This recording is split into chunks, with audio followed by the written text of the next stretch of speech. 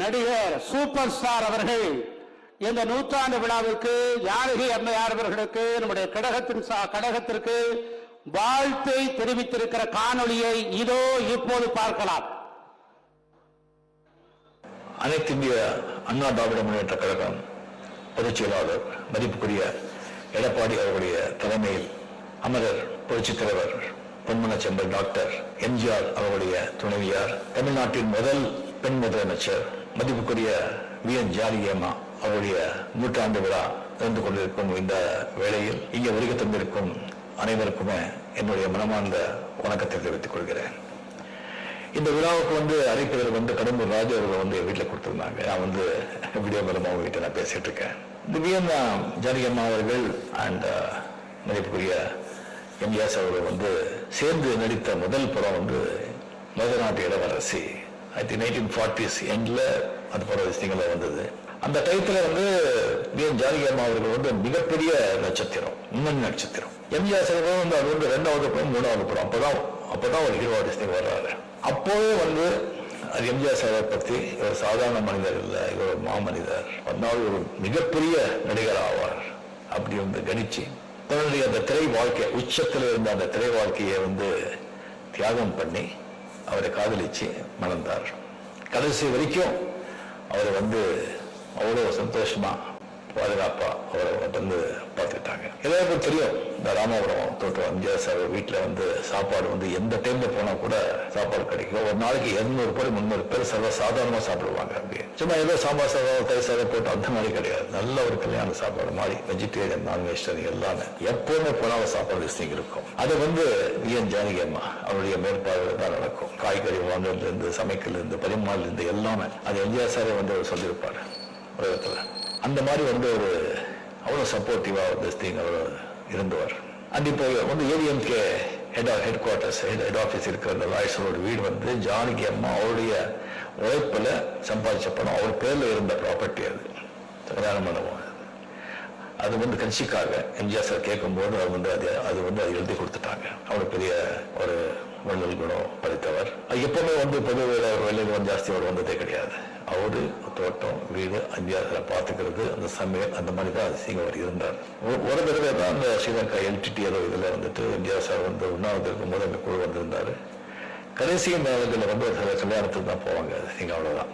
நான் அவர் ஒரு 3 தடவை நான் சந்திச்சிருக்கேன். ஸோ முதல் தடவை நான் சந்திக்கும் போது ராகவேந்திரா படம் லிஸ்டிங் பண்ணும்போது எனக்கு கேபி சார் அந்த பிக்சர் ப்ரொடியூசர் சொன்னாங்க, அது ராகவேந்திரா படம் எம்ஜிஆர் சார் பார்த்தாருன்னு சொன்னா அது டாக்ஸ் எக்ஸம்ஷன் வாங்கிடலாம், நல்லா இருக்கும், நீ ஃபோன் பண்ணி கூப்பிடுவாரு பாப்பாருன்னு சொன்னாங்க.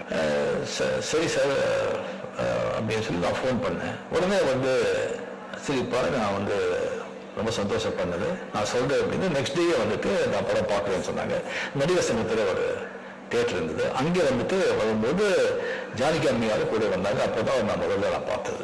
படம் பார்த்து ரொம்ப சந்தோஷம், ரொம்ப பாராட்டி போனாங்க. ரெண்டாவது தடவை ஜானகி அம்மா சிஎம் இருக்கும்போது வள்ளுவர் கூட்டத்தில் ஆரம்பி ஒரு விழா நடத்துறாங்க. அதுல நானும் மேல இருந்து அவரை பத்தி நான் பேசினேன், அது ரெண்டாவது தடவை. மூணாவது தடவை அவருக்கு தத்துப்பிள்ளை அப்பு அப்படின்னு சொல்லிட்டு இருந்தார். அவருடைய வீடு மந்திரத்துல ஒரு பெரிய காம்பவுண்ட், பெரிய 2 வீடு இருந்தது. அங்கே ஒரு வீட்டுல அவர் இருந்தாங்க, இன்னொரு வீட்டுல ஷூட்டிங் விட்டுட்டு இருந்தாங்க. அப்ப நான் ஷூட்டிங் அங்கே பண்ணிட்டு இருக்கும்போது அரசியல் விலகி இருந்த நேரம் ஜானகி அம்மா அவர்கள் அப்போ பார்க்கறதுக்கு அந்த வீட்டுக்கு வந்திருந்தாங்க. ஸோ என் ஷூட்டிங் வந்துட்டு தெரிஞ்ச பிறகு நீங்க ஃப்ரீயா இருந்தா அவரை கூப்பிட்டு மீட் பண்றேன்னு சொன்னாங்க. அந்த செய்தி வந்த உடனே நான் அவர் போய் பார்த்தேன். ரொம்ப மகிழ்ச்சியா சந்தோஷமா ஆரோக்கியமா இருந்தாங்க. அவசியமா இருக்கும்போது பார்த்ததுல ரொம்ப ஒரு இதா இருந்தாரு.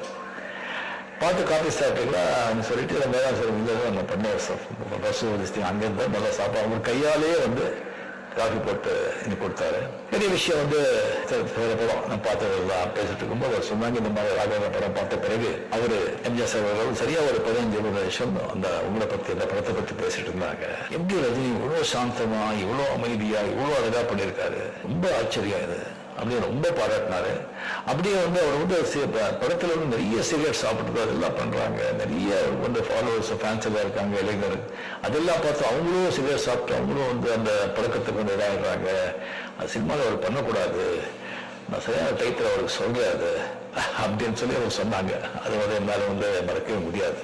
குடியரசு மறைஞ்ச பிறகு அவர் அரசியலுக்கு வந்தது வந்து ஒரு அரசியல் விபத்து, பொலிட்டிக்கல் ஆக்சிடென்ட். அவர் கொஞ்சம் கூட அதில் வந்து ஈடுபாடு இல்லை, இஷ்டமே இல்லை. ஒரு சூழ்நிலை வந்து ஒரு கைதியாக இருந்து சில பேருடைய வற்புறுத்தி அது வந்து அரசியலுக்கு வந்து ஒரு சிஎம் ஆனாங்க.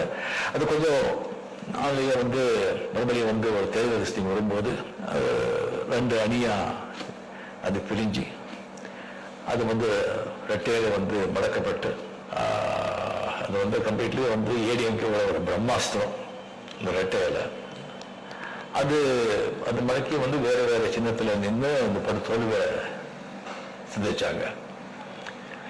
எப்பவுமே வந்து இந்த சரிகளை வந்து நான் வந்து பள்ளியில் வந்து அரசியலுக்கு நான் வர்றேன்னு சொன்னேன். அதுக்கப்புறம் நிறைய பேர் சந்திச்சேன், நிறைய பேர் வந்து ஆலோசனை சொல்ல வர்றாங்க. அந்த ஆலோசனை கேட்டா நாம வந்துட்டு அவ்வளவுதான் எல்லாத்தையும் எழுந்து நிம்மதி எல்லாமே எழுந்து வந்து போயிட வேண்டியதுதான். அது தெரிஞ்சு சொல்றாங்களா தெரியாம சொல்றாங்களா அப்படின்னு தெரியாது. ராமகிருஷ்ண பரமஹம்சர் சொல்லுவாங்க, ஏதாவது ஒரு முடிவு எடுக்கும்போது அந்த முடிவை வந்து எடுக்கும்போது அந்த முடிவுனால வந்து உனக்கு மட்டும் சந்தோஷ திருப்தியா, அதனால மற்றவங்களுக்கு சந்தோஷ திருப்தியா யோசனை பண்ணிப்பாரு. உனக்கு மட்டும் சொன்ன அந்த முடிவு எடுக்காது.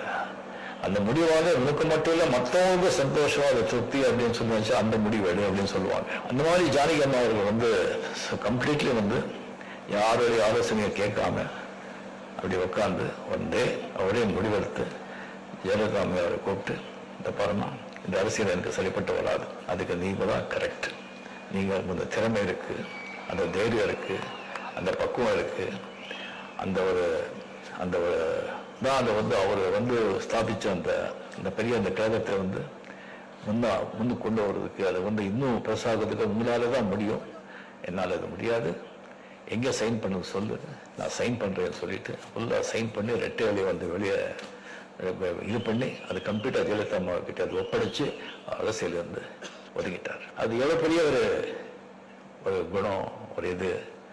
ஸோ அதனால் வந்து அவருக்கு வந்து இந்த ஒரு 100ஆண்டு விழா இவ்வளோ விமர்சையாக கொண்டாடுறதுக்கு வந்து நிஜமா நான் மனப்பூர்வமா எல்லாரையும் எடப்பாடி அவர்கள் மட்டும் இதுக்கு ஏற்பாடு பண்ணியிருக்கிற அனைவருக்குமே வந்திருக்கிற அனைவருக்குமே என்னுடைய மனமார்ந்த பாராட்டுகள், என்னுடைய வாழ்த்துக்கள். நன்றி, வணக்கம்.